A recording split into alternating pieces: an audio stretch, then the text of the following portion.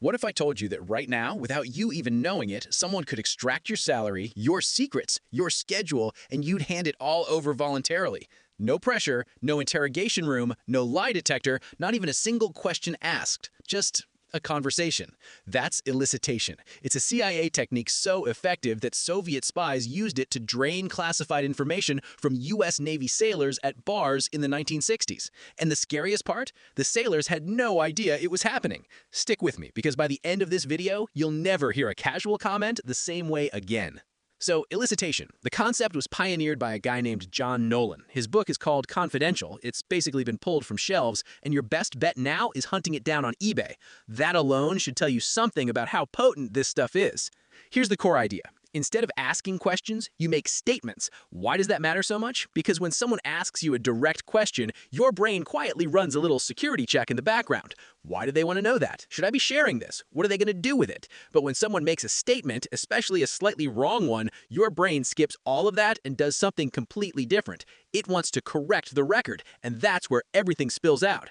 Let me give you a dead simple example. Imagine you walk into a grocery store and you want to know how much a staff member earns. You could ask directly, it's awkward, it's invasive, and you're getting absolutely nothing. Or you walk past them stocking shelves and casually drop, "Oh, I just read that all Whole Foods employees got bumped up to $26 an hour. That's amazing for them." And almost instantly they turn around and go, "What? No, I make $17. Just like that. No question asked, no pressure applied. They corrected you. They volunteered the information. That's elicitation in its purest, most elegant form. Now let's take this somewhere way more high stakes, because this isn't just a party trick for grocery stores.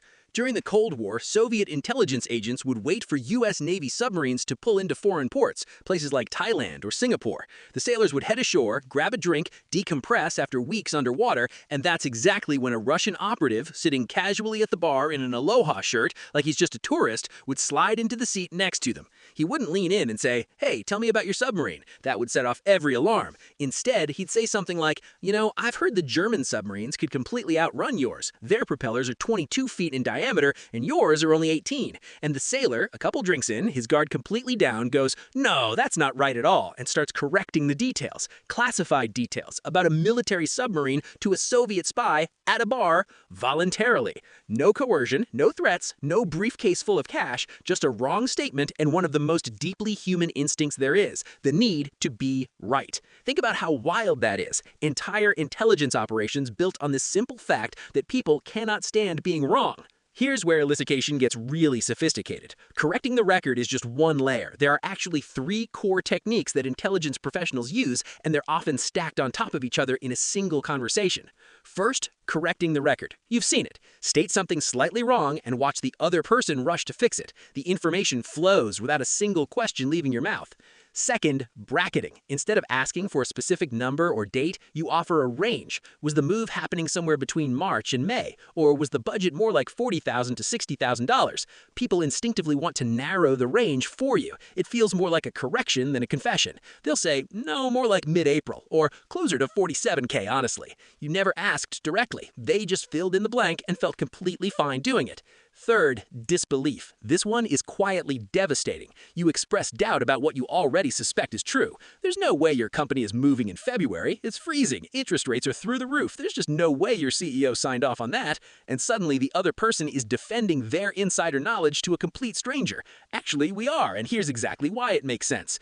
Disbelief turns people into their own leakers.